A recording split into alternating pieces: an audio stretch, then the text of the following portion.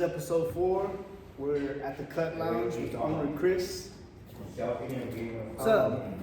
Yeah, Chris. So how long have y'all been here? So we opened at the beginning of the year. So since January. January. And it's located where? So people know. We're located 302 West Diffie Avenue, Suite 201. Nice. But you gotta come off Sterling, right? Like, because it is a little confusing. Yeah, so you got to come off of Sterling. The address is going to take you to the front of the building. It's a little confusing when we're trying to work those kinks out. I have a lot of people that still go to the old shop, and, Yeah. I give them directions. Yeah. But I'm like, it's over here. And I'm like, but you gotta go this way and then go this way. Exactly. Yeah, it can be a little confusing for first timers to come down here. So, how long have you been cutting hair? Not that many years, believe it or not. Maybe months. probably man, no more than 4 years. I started whenever I was 28. So you're 32. Yes. Nice. What's up? What's going on, man? Cut. So how long have you been cutting with Rome? Because that's where that's the shop you guys came from. So I joined Rome probably back in 2022. And Yeah. And how do you feel cutting with Roman Ant? How long? Because I know you've been cutting with him for a while. So Correct. what's yeah. your experience with Rome and Ant? Man, it's been great. You know. Do you still want to fire Ant? No, Rome and Ant, they're professionals at what they do, and that's with the craft and like also as individuals as well. And so yeah, man. I mean, iron sharpens iron. So having them has definitely been a positive thing in my life and in the business. And how did you end up at Rome's? I had got fired from my last shop. Yeah. Still in boxes on your day off? I got fired, man. Well, the owner, he had fired all of us, and so I respected. I respected his decision. Power tripping or nah, man. It was sometimes owners just want a fresh start, and that's okay because it's their business. They can. Who left the lights on? You're on fire. Yeah, man. Nah, but it was okay. I understood, and I was kind of already wanting to go somewhere else, anyways. So, and I knew I wanted to go work under his tenure. So, yeah, his environment kind of fit me a little bit better. Yeah. And what made you want to be? What made you want to go ahead and step away from just being a barber and actually getting a shop as well? Well, it's just kind of always been something on my mind. Never really committed to it up until maybe a couple weeks before coming to look at the space. To be honest, it was a thought, and I doubted myself the whole way, believe it or not. So, can you ask that question one more time? Like reword it again? I asked, what made you basically what made you want to get a shop of your own? Because that's a lot of more responsibility than just cutting hair. There's a lot that goes with it, so. Well, curious. I guess, man, when I came across the space, I just saw the vision. You know what I mean? I saw it, and then it's nice. Yeah, it was cool, man, and it's really cool to see it finally play out, and it's right in front of me. And we're here, we're working in it. Because at first it was just a thought. It was just a thought in my head that I didn't even think was even possible. And so it's a blessing to be here now and to see what it's becoming. With your vision, what do you want the Cut Lounge? What do you want the Cut Lounge to be that separates itself from the other shops locally? Obviously, we want to give quality haircuts, and that's not even a question. You're gonna get that when you come here. But I think what sets us apart is the hospitality here. You know what I mean? Our clients are more than just our clients. You know, we have personal relationships with them, and just want to provide them with a place where they can come and feel comfortable with their families and just something different, you know. Okay. And so, how many barbers do y'all have right now? Currently, including myself, we have 3. With 2 chairs available, so if anybody's looking for a booth, holla at me. Gotcha.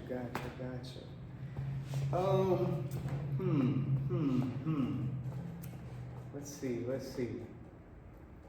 What about the coffee? I remember when you told me you were gonna get a shop, and you were telling me a little bit of the vision. You were like coffee and a little coffee shop type of vibe. And yeah, man. So it's right there. I'm looking at it. Right. And I really want a coffee, but help yourself, man. Nah, man, I'm a coffee snob, bro. And cause somebody make me a coffee. Nah, man, that was something I wanted here. You know, it's nothing crazy. You know, it's not like we have an espresso machine. It's a little Keurig, but you know, I'm a coffee snob. My boy Rome likes to drink coffee, and everybody we drinks know, coffee. and we know there's a lot of people that like to come in and just, you know, it's a feel good beverage for me. So, you know, people can come in and have a cup while they're waiting, relax. And I know my people that come in, sometimes they tend to wait a little 10 or 15 minutes. So I want them to be comfortable. Does you know it get what I mean? expensive? What's that? The coffee. Yeah, it does. It cuts into cost, but hey, man, whatever it takes to make whoever comes in here just to feel a little bit more comfortable. Oh, I love it. I love it. I'll be doing whatever it is I'm doing. And sometimes I'll think about just coming over here just to chill, chop it up, and drink a coffee because I know there's coffee here. Right. Yeah. You know, and there's obviously conversation with you guys, so it's a good idea. Very good idea. Well. How many barbers you trying to get in here total? Well, right now, you know, my goal is just to fill the spots I have available now, but by the end of it all, we should fit about 8 barbers in here. You know, that's the goal. That's the end goal. Okay, I got a good one for you. Where would you like to be overall, career-wise, business-wise, in 5 years? Well, for sure, I would like the business to, you know, to be running itself and profitable at the same time. You know, I think everybody who goes into business, they open a business so they can have certain freedoms that, you know, working for a company or someone else kind of really doesn't provide, you know. But so in 5 years,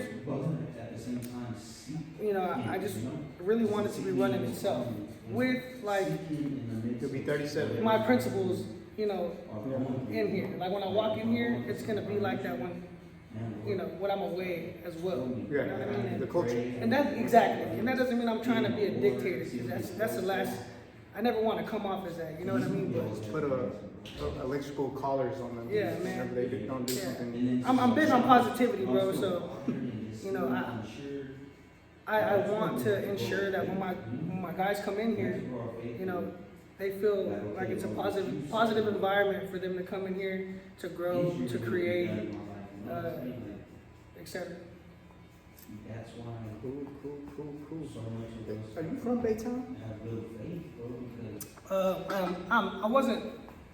I grew up here, but I wasn't born in Texas. No.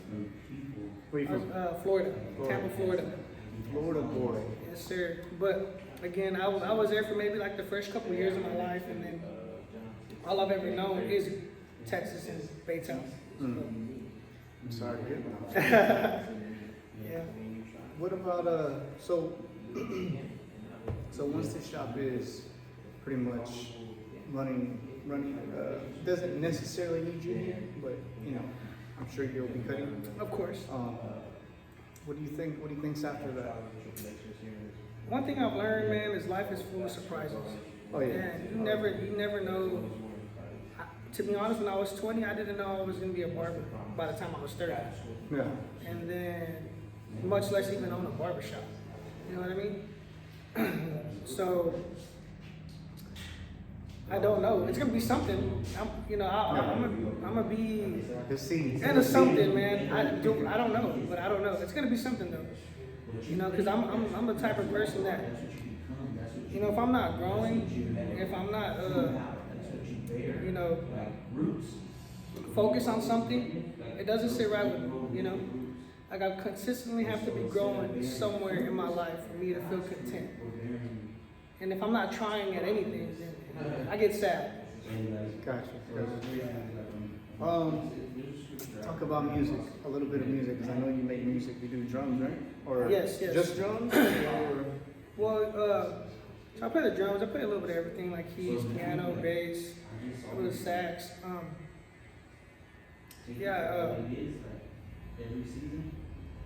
That's about it. Probably about the only instruments I play. Drums? Yeah, drums, keys, piano, bass, guitar, a little bit of sax. Something like that, yeah. Nothing crazy. I'm a jack of all trades, really only master of one. And that's just the drum. But I dabble a little bit here and there. You know, speaking of that quote, do you know what the full quote is? I'm sorry? I said, speaking of that quote, do you know what the full quote is? No. I don't. The jack of all trades quote. Oh, no, tell me. Because I know a lot of people reference it. When they reference it, it's say it. You just said it.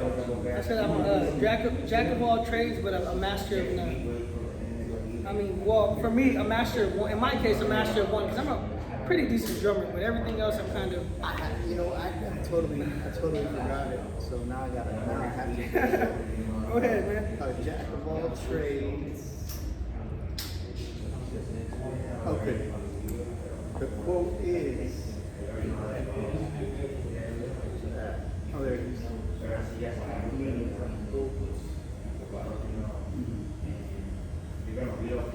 The full quote is: a jack of all trades, master of none, though oftentimes better than a master of one. And I like that. You know, and meaning you may not be a master at a lot of these skills you have, but just knowing a little bit of everything can actually, you know, put you in a better situation to where you can. Nah, for sure. And that's like to say, like, let's say, okay, we're barbers. Let's say all we know is barbering, but we don't know how to drive a car. We don't know how to communicate, talk. We don't know how to do these things. Right. Your life's probably going to be harder than if you actually knew how to do a little bit of everything. Correct. No, Versus for just sure. knowing one thing inside and out. Yeah. But yeah. Well, we're going to keep it short because we got shit to do. I hear that, man. But where can they follow the Cut Lounge? Where can they follow you at? So as of now, we just have a Facebook page, the Cut Lounge, period. You can follow us on there. All our information's on there, links to the guys that work here, the location, phone numbers. But yeah, that's pretty much it. We just have a Facebook account right now. We plan on, I guess, broadening our horizons when it comes to, you know, Instagram, TikTok, or whatever. But so far, we're just kind of focused on Facebook. You know, it helps us focus on the locals. So, yeah, Facebook. You can find us on Facebook. Facebook, the Cut Lounge, spelled just like that, right? Yes, so the obviously spelled THE, cut, CUT, lounge as you spell it with a period. Yeah. Alright, episode 4, we're out here with Chris, owner of the Cut Lounge in Baytown, Texas, 302 what? Diffie? 302 West Diffie. West Diffie. Avenue, That's how you, yeah. how do you pronounce it? I say Diffie. I just say Diffie. Officer Diffie. Spelled DEFEE, I believe. Yeah. Something like that. But yeah, y'all have a good one. We're out. Later.